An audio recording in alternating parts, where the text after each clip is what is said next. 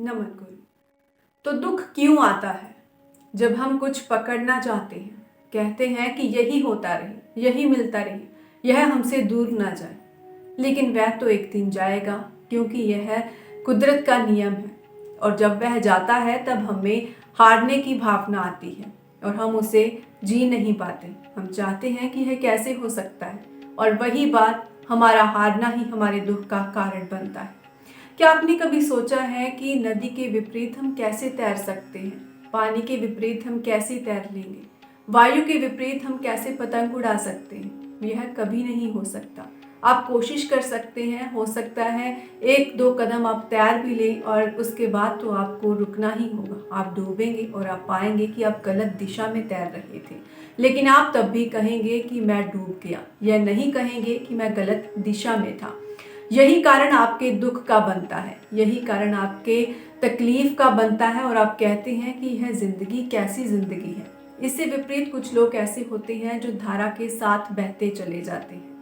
उसके साथ बहने में बस होता यही है कि आप कभी भी हारा हुआ महसूस नहीं करते, क्योंकि आपको कुछ चाहिए ही नहीं।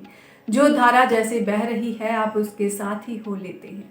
और यही हमारे विपरीत सोचने का कारण, विपरीत चाहने का कारण, यही हमारी चिंता का कारण बनता है। आपने बहुत बार देखा होगा कि हम ऐसी बातें सोच रहे होते हैं जो ना तो अभी हुई हैं और ना ही कभी होंगी, लेकिन आपको ऐसा लगना शुरू हो जाता है कि वह व्यक्ति मेरे प्रति यह कर रहा है और इसके बाद वह ऐसा भी करेगा और इसके बाद मैं ऐसा करूँगा। ऐसे सोचते सोचते आप खुद को दुविधा में डालते हैं, चिंता में पड़ जाते हैं, और यही कारण आपकी चिंताओं का बनता है। आप डीप जब सोचते हैं तो वहाँ पर आपको कोई रेस्ट नहीं मिलता। आप खुद को परेशान करते हैं, किसी प्रेशर में ले आते हैं और उसी दबाव में रहते हैं। यही कारण आपके दुखों का बनता है। इसीलिए कहा जाता है कि इन चिंताओं से मुक्त रहने का कारण है कि आप अधिक मत सोचें। आप वह ना सोचें जो कभी हुआ ही नहीं और जो कभी होगा ही नहीं। आप यह ना सोचें कि कहीं ऐसा ना हो जाए। आप यही कहें कि जो हुआ वही, पहली बात का जो किया गया था उसी बात का यही परिणाम होना था, इसीलिए यह हो चुका है।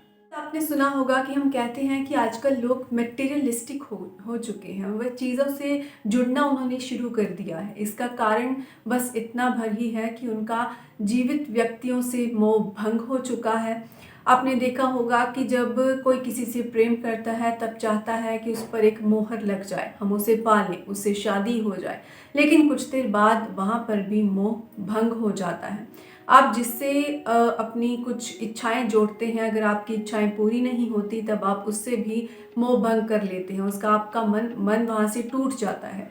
और दूसरी ओर आप ऐसी चीज़ों से खुद को जोड़ते हैं जो आपको तकलीफ़ नहीं देती। आपको कुछ अच्छा लगा, वह चीज़ थी कोई, वह कोई एंटीक पीस था, वह पीस आप अपने घर में ले आए, और वह अगर टूटेगा तब आपको दुख होगा, लेकिन वह आपको दुख नहीं पहुंचाएगा। अगर वह टूटेगा तो आपकी गलती से टूटेगा, आप वह जान जाएंगे कि हाँ यह मेरी गलती थी, लेकिन वह चीज़ आपको दुख ही नहीं करेगी।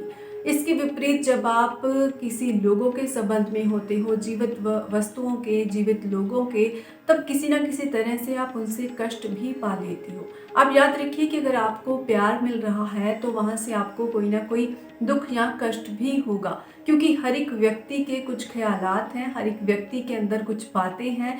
हर एक व्यक्ति अपने पुराने जीवन से प्रभावित होकर ही आज यहाँ तक पहुँचा है, लेकिन फिर भी हम यह नहीं चाहते कि वह वैसे करे। हम चाहते हैं कि जैसे हम चाहते हैं वह वैसे ही करे, बिना यह सोचे समझे कि उसके खुद के दिमाग में बहुत कुछ है अभी।